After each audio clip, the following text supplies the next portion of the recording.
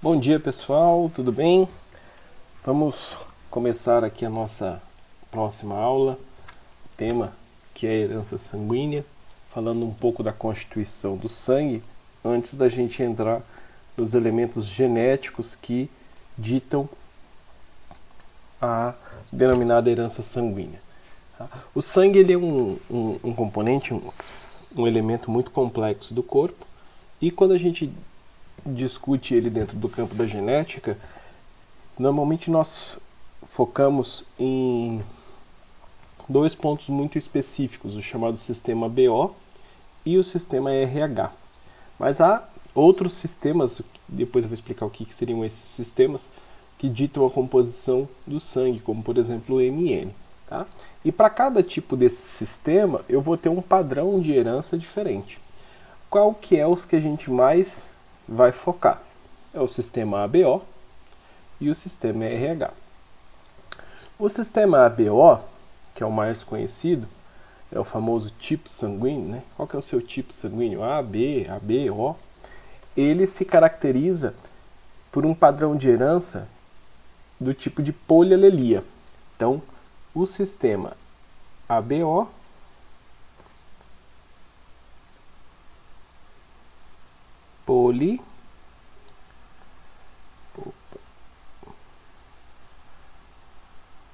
alelia. E o sistema RH se caracteriza por um padrão de dominância completa. Tá? Então a gente percebe que são modelos de herança diferentes. Esse aqui, o padrão ABO, polialelia. O padrão RH, dominância completa. E nós teríamos ainda um outro, só para ilustração, é o que a gente chama de padrão MN, que já seria um outro caso de codominância. Tá? Então, dependendo da característica em questão, do fator em questão que eu vou estar trabalhando, eu vou ter um ou outro tipo de padrão de herança. Tá? Vamos começar por aquele que é o principal objetivo da nossa aula de hoje e um dos mais importantes no que diz respeito ao tipo de herança, que é o sistema ABO. Tá? O sistema BO ele é formado por componentes presentes na célula sanguínea que nós chamamos de antígeno. Tá? Antígeno é todo corpo dito estranho. Corpo estranho. Antígeno é todo corpo dito estranho no corpo. Tá? Anti é contrário. Antigene. Anti a nossa constituição. Então ele é fora da nossa constituição. Esses antígenos, eles podem... o coronavírus é um antígeno. Quando ele entra no seu corpo, ele é um corpo estranho. Mas há elementos que são partes do nosso corpo, como proteínas, mas que nem todo mundo tem. Então, como nem todo mundo tem esses tipos de componentes, por exemplo, essas proteínas, quando esses elementos entram em contato com o corpo de uma pessoa que não registram esse tipo de substância, o corpo age sobre aquela substância de forma como se fosse um vírus, uma bactéria, um protozoário, algo desse sentido. Tá? Esses corpos estranhos, esses antígenos, quando a gente fala do sistema ABO, ele é formado por dois tipos básicos de proteínas, tá? Ou antígeno. A gente chama de proteína. Também tem um outro nome, né? Chamado de aglutinogênio. O aglutinogênio, eu vou ter o A e vou ter o aglutinogênio B. São dois tipos principais de aglutininas de aglutinogênios que a gente tem. Com base nesse tipo de aglutinogênio, eu vou ter alguns padrões de sangue. Então eu vou ter, olhando aqui nessa tabela aqui, ó, o que é o chamado grupo A, pessoa que tem o sangue do tipo A. São pessoas em que as suas hemácias, elas têm a proteína, o chamado aglutinogênio A. As pessoas do sangue tipo B são pessoas que têm nas suas células o aglutinogênio B. As pessoas do sangue AB são aquelas que têm o aglutinogênio A e o aglutinogênio B. Eu vou dar até um zoom aqui para vocês perceberem em destaque como esses aglutinogênios eles estão destacados nessa tabela de cores diferentes, né? Essa coloração é totalmente artificial, é só para fins didáticos, inclusive as formas, tá bom?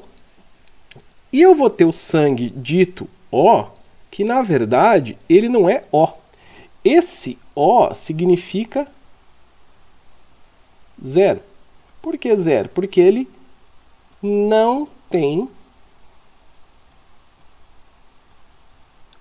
aglutinogênio. Ele não tem a proteína. Tá?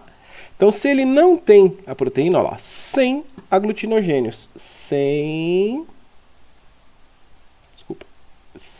aglutinogênios. Ele não tem aglutinogênio. Esses são os 4 padrões básicos de sangue. A, B, AB, O. Com base na constituição, então, do seu sistema sanguíneo, se é presente ou não o tipo A ou o tipo B, ou os dois, ou nenhum, o corpo ele gera respostas. Essas respostas aos antígenos, são o que a gente chama de anticorpo. Então, anticorpo são substâncias que atuam sobre antígeno. Tudo aquilo que é fora do seu corpo, o seu corpo, quando entra em contato com essas substâncias, ele produz os anticorpos que vão atacar. Traçando um paralelo com o nosso momento. É o que a gente não consegue produzir em larga escala contra o coronavírus, porque como é uma variação nova de um vírus, nós não temos estrutura dentro do nosso corpo de resposta para promover anticorpos a uma velocidade necessária para poder combater o novo Covid. E aí, nesse ponto, a gente vai desenvolver uma doença, né? Ou não, enfim, depende muito do quadro sintomático. O que nós temos aqui, então, é o surgimento de anticorpos. Esses anticorpos a gente chama de aglutininas. Tá?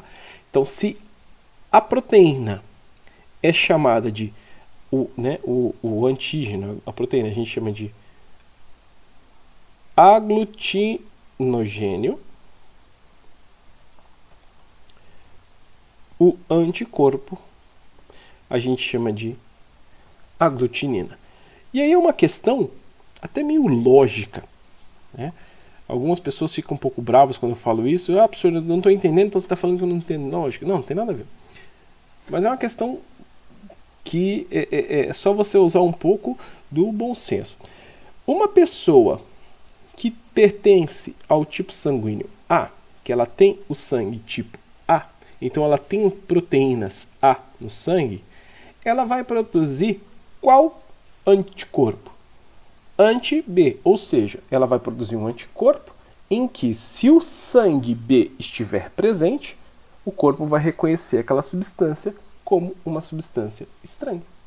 Então, a resposta da aglutinina anti-B é contrária ao aglutinogênio B. A pessoa do sangue A não tem o B, por isso que ela produz esse tipo de anticorpo, de aglutinina. A lógica é a mesma para quem é do tipo B. A pessoa do sangue tipo B, ela tem a proteína B. Então, ela vai gerar anticorpo aglutinina anti-A. A pessoa do sangue AB, ela já vai ter uma situação um pouco diferente, porque ela tem os dois. Então, ela não pode ter anticorpo. A quantidade de anticorpo que ela produz é zero. Porque se ela produzir anticorpo, ela vai atuar sobre o seu próprio sangue. Ela vai reagir contra esse sangue, vai causar reações de combate, pode gerar choque anafilático. E a pessoa pode acabar morrendo. Assim como a pessoa do sangue tipo O, como ela não tem aglutinogênio, nem o A, nem o B, ela não tem. Então, qual que é os anticorpos que ela produz? Os dois. Anti-A e anti-B. Então, a partir dessas informações, tipo de aglutinogênio, tipo de aglutinina, eu consigo construir um quadro de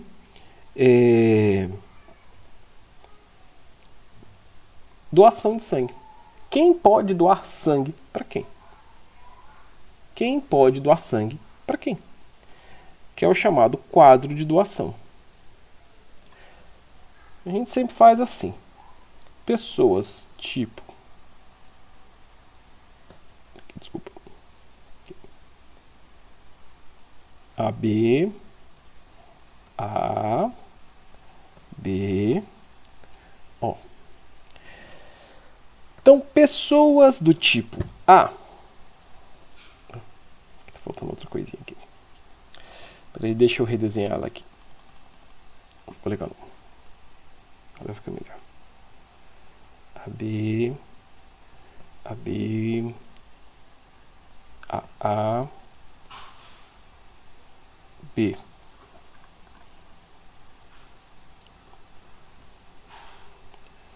B, B. Vou pegar um pouquinho mais de espaço aqui. Ó.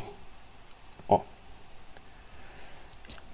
Primeiro, cada um pode doar sangue para cada um. Então, as pessoas do sangue O doam sangue entre si. B entre si. AB entre si. A entre si. Então, esse é um tipo de transfusão super comum e sem qualquer problema. Estamos falando somente de sistema ABO, ok? Quando a gente fala de transfusão, há aquela questão do positivo e negativo. O que é positivo e negativo? É fator RH. É um outro fator que nós vamos falar depois. Então, voltando aqui. O sangue a pessoa do sangue A, vou fazer em verde aqui. Além de poder doar entre eles, ela pode doar sangue para a pessoa do tipo AB.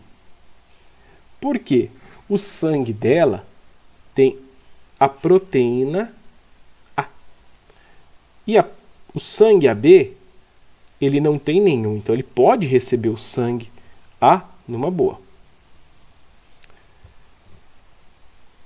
Tá? Assim como a pessoa do sangue B pode doar para B. Também numa boa. Porque, mesmo motivo, o AB não tem anticorpo. Então ele pode receber tanto desse quanto desse. Além disso, ele pode receber sangue da pessoa O. Por quê? Porque o sangue O não tem aglutinogênio. Veja bem, ele não tem. Aí você pode olhar a tabela e falar assim, mas espera aí, professor. O sangue O, ele não tem esse anticorpo? Não, ele produz. Veja bem, uma coisa ele é produzir, outra coisa ele ter. Todo anticorpo ele é produzido a partir do momento em que há contato com um outro tipo de sangue. Então a pessoa do sangue tipo A, ela produz o anticorpo anti-B. Mas para ela produzir esse anticorpo, ela tem que entrar em contato com o sangue B. Estão entendendo? Tá? A pessoa tipo O, ela produz o anticorpo anti-A e anti-B, mas só produz se entrar em contato com esse sangue. Por isso que o O pode doar para o AB. Tá? Bom, o O, como não tem aglutinogênio, ele também pode doar para o B e pode do A para o A. E aí a gente encerra. Você percebe, então, que há um sentido bem claro dentro da tabela de doação, que é o quê? O AB, ele é um tipo sanguíneo que recebe de todo mundo. Por isso que ele é chamado de... Deixa eu fazer cursiva. Receptor universal. E o AB? O AB ele doa para todo mundo. Por isso que ele é chamado de doador universal. Aqui também. Tá? Nossa, professor, então qualquer AB pode doar para qualquer um, pode receber sangue de qualquer um? A gente vai perceber que não é bem assim. Lembra, quando eu falo de doação de sangue, eu estou falando de outro sistema também importante, que é o sistema RH. Mas, dentro do contexto do sistema ABO, ele sim é um receptor universal. Ele pode receber sangue de A, de B e de O, além do próprio AB. E o O? O O pode dar sangue, pode doar sangue, né? Dar não, doar sangue para o O, para o A, para o B e para o próprio AB, o nosso doador. AB receptor, O doador. A só pode receber de A ou de O, B só pode receber de A ou de O. E o O? Sangue O só recebe de O, não tem jeito. Tá? Ainda bem que o sangue O é um dos mais comuns do planeta. Beleza? Outras situações a gente vê nos próximos vídeos, ok? Até mais.